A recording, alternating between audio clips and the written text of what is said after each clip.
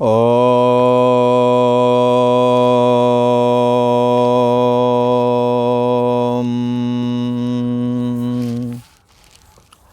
श्री योग वासिष्ठ के उत्पत्ति प्रकरण में ब्रह्मा जी वशिष्ठ जी से कहते हैं, क्या कह रहे हैं? परमेष्टि ब्रह्मा जी ने कहा, हे मुनीश्वर, ये एक एक ब्रह्मांड में हमों स्थावर जंगम ऐसी प्रजा देखी कि जैसे कोई गूलर के फल के अंदर बहुत सारे भुनभुना घुसे रहते हैं, जब उसको तोड़ो तो इतने निकलते हैं, अनगिनत होते हैं। ऐसे ही ये 10 ब्रह्मांड की सृष्टियों को हमों ने देखा, जिसमें स्थावर और जंगम प्रजा जैसे यहाँ है वैसे वहाँ भी थी। और सभी कैसे थे? काल के अधीन थे। जैसे यहाँ 1 वर्ष 2 वर्ष और 100 वर्ष तक के अंदर में सभी के शरीर नष्ट हो जाते हैं, ऐसे ही काल के अधीन वहाँ भी सब कुछ था। परंतु जब मैं समाधि लगाता तो वो सृष्टि दिखाई देती, और जब मैं समाधि से हट कर के बाहर देखता तो कुछ ना दिखता था। ब्रह्मा जी बोले, हे मुनीश्वर, अंतवाहक दृष्टि से मैंने उन समस्त सृष्टियों को देखा था। जब मैं चर्म दृष्टि से देखूं, इन आँखों से देखूं, तो मुझे कुछ नहीं दिखाई पड़ता था। जब दिव्य दृष्टि से देखता तो सब कुछ भासित होता था। हमारे आपके पास 2 प्रकार की दृष्टियां हैं। एक तो भौतिक दृष्टि, जो इस देह और जगत को, 5 भौतिक जगत को देखती है, और एक दृष्टि हमारी और आपकी है, जिसको कहते हैं मानसिक दृष्टि, जिसकी अभिव्यक्ति स्वप्न अवस्था में होती है। और यदि ध्यान समाधि लगाया जाए तो मन के अंदर विद्यमान संकल्प भी ध्यान समाधि के समय में अभिव्यक्त होने लगते हैं। वही वाली सृष्टि दिव्य सृष्टि कहलाती है। ब्रह्मा जी वशिष्ठ जी महाराज से कहते हैं कि मेरा जो शरीर है, वो कैसा है? अंतवाहक रूप। अंतवाहक कहते हैं समष्टि सूक्ष्म को। एक समष्टि सूक्ष्म होता है, एक व्यष्टि सूक्ष्म होता है। जैसे हमारा ये 25 तत्वों का 5 भौतिक शरीर स्थूल शरीर कहलाता है। इस शरीर के अंदर में 5 ज्ञानेंद्रियां, 5 कर्मेंद्रियां, और 5 प्राण और मन बुद्धि, ये 17 तत्वों को मिलाकर के जो ना दिखने वाला अहम है, पर दिखता नहीं पर है, जिसमें हमें और आपको मैं बुद्धि लगती है, जो सो जाता तो मैं बुद्धि फिर नहीं लगती है। ऐसा जो सूक्ष्म शरीर है, ये कैसा है? ये व्यष्टि अंतवाहक किसको कहते हैं? सारे सूक्ष्म मिला दो, हमारा आपका सूक्ष्म शरीर, सारी दुनिया के समस्त प्राणियों के सूक्ष्म शरीर इक्वल टू ब्रह्मा जी का सूक्ष्म शरीर। ब्रह्मा जी का सूक्ष्म शरीर को अंतवाहक देह बोला जाता है। हमारे आपके सूक्ष्म शरीर को पुरुषका भी बोलते हैं, सूक्ष्म शरीर भी बोलते हैं, लिंग शरीर भी बोलते हैं, अनेकों नाम हैं। तो सारे सूक्ष्म शरीर इक्वल टू ब्रह्मा जी का अपना निज स्वरूप, अपना अहम अस्मि वाला अंतवाहक रूप शरीर। तो ये अंतवाहक शरीर जो ब्रह्मा जी का है, वो हमारे आपके सबके मन मिला दो, फिर जो समष्टि मन बनेगा, फिर उसमें जो अहम अस्मि चेतना फुरती है, उस चेतना को जब चिदाकाश में लीन किया था तो हाँ, जो जगत दिखा वो जगत 10 ब्रह्मांड दिखे थे। उन्हीं की बात ब्रह्मा जी वशिष्ठ जी से कर रहे हैं कि जब मैं समाधि से देखूं तो मुझे वो 10 ब्रह्मांड नजर आवे, 10 में ब्रह्मा विष्णु रुद्र नजर आवे।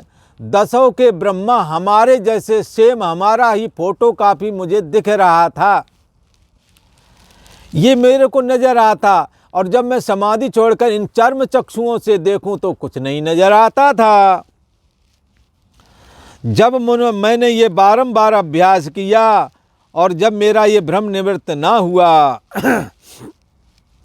तब हमने क्या किया, हे मुनीश्वर, तब एक सृष्टि के सूर्य को, जो 10 ब्रह्मांड थे, 10 ब्रह्मांड में सूर्य चंद्रमा आदि सब विद्यमान थे, उनमें से एक सूर्य का आवाहन मैंने किया। और जब मैंने आवाहन किया तो हे मुनीश्वर, आवाहन करने पर वो उनमें से एक सूर्य हमारे निकट आया। तो मैंने उससे कहा, हे देव देवेश भास्कर, तुम कुशल से तो हो ना। ऐसे कह करके मैंने फिर कहा, हे सूर्य तुम कौन हो और यह सृष्टि कहाँ से उपजी है, ये मुझे बताओ। ब्रह्मा जी ने कहा, और यह जगत वाह, ये जो ऐसे और अनेक जगत मुझे दिख रही है, कौन है, कहाँ से आए हैं, अभी हमने तो सृष्टि बनाई नहीं है, पर ये क्या है। तब जब ऐसा प्रश्न किया, ब्रह्मा जी कहते हैं, हे सूर्य, हे देव, हे भास्कर, जैसे तुम जानते हो, हाँ, यदि जानते हो तो मुझसे कहो, ये सब क्या है, हमने सृष्टि बनाई नहीं और 10 ब्रह्मांड बन के तैयार हो गए, ये कैसे बन गए हैं। हम तो एक ही ब्रह्मांड की संरचना करते हैं, जिसके सूर्य चंद्रमा की संरचना करते हैं, परंतु यहाँ तो 10 ब्रह्मांड रचे हुए दिख रहे हैं। ये किसने बनाए, कहाँ से आए हैं। तब वह सूर्य भी, जो कि त्रिकालज्ञ ज्ञान रखता था, चैतन्य आत्मा में अहम बाला था, मुझको जान करके उसने पहले तो मुझे प्रणाम किया। प्रणाम करके आनंदित वाणी से बोला, हे जगत के ईश्वर, इस दृश्य रूपी पिशाच के आप ही नित्य कारण हैं। महाराज, हमसे पूछते हो, ये जगत सब आपसे उत्पन्न हुआ है। बोले, अच्छा, यह दृश्य रूपी पिशाच के आप ही नित्य कारण हैं, ये दृश्य बंधन का कारण है। इस दृश्य जगत से नाना प्रकार के दुख प्राप्त होते हैं, इसलिए इस दृश्य जगत को मैं पिशाच कहता हूँ। हे ब्रह्मन, भास्कर बोले, सूर्य नारायण क्या कह रहे हैं कि आप तो सब जानते हैं भगवान।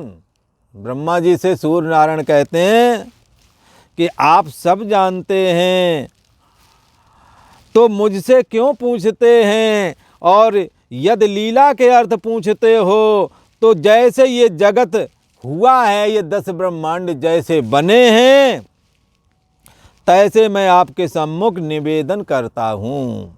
हे भगवान, यह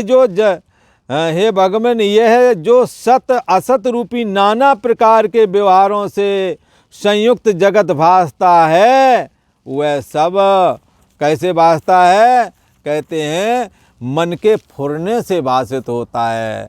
मन में फुरना होती है, मन में संवेदन जैसा होता है वैसा ही भाषित होने लगता है। और कहते हैं कि यदि लीला के अर्थ पूछते हो तो जैसे हुआ तैसे मैं आपके सम्मुख निवेदन करता हूँ। वस्तुतः यदि सच्चाई तो पूछो तो सच्चाई तो यही है कि समस्त दृश्य जगत के प्रभु आप ही कारण हो। ये सूर्य कहते हैं, किससे, ब्रह्मा जी से कहते हैं। और ये सूर्य जो 10 ब्रह्मांड थे, उन ब्रह्मांडों में से किसी एक ब्रह्मांड के सूर्य को बुला कर के ब्रह्मा जी ने ये पूछा था कि ये दृश्य जगत कहाँ से आया है। तो हे भगवान, यह जो सत असत रूपी नाना प्रकार से के व्यवहारों से संयुक्त जगत भासता है, सूर्य कहते हैं किससे? ब्रह्मा जी से। यह सब मन के फुरने से भाषित होता है। मनस्य अमनी भावे द्वैतम नैवोपलब्धते है। मन जब अमन हो जाता है तो इस द्वैत रूप जगत का अत्यंत अभाव हो जाता है। इसलिए मनस्य अमनी भावे द्वैतम नैवोपलब्धते यत् यत्र मनो याति तत्र तत्र समाधया। फिर तो जब मन अमन हो जाता है, मन की वासनाओं का जब अंत हो जाता है, जगत के सत्यत्व बुद्धि का अभाव होकर के एक आत्म सत्ता में जब विश्रांति लाभ प्राप्त होता है, तब तो फिर मन अमन हो जाता है और सर्वाधिष्ठान ब्रह्म मैं हूँ, ऐसे दृढ़ ज्ञान में स्थिति लाभ प्राप्त होकर के साधक धन धन्य हो जाता है, कृतकृत हो जाता है। इसलिए मन ही जगत की उत्पत्ति का कारण है, यही बंधन और मुक्ति का कारण है। निर्विषय मन मुक्ति का कारण है और विषयों में आसक्त मन बंधन का कारण होता है। और आज इतना ही, आगे का प्रसंग आगे वाले एपिसोड में सुनने को मिलेगा।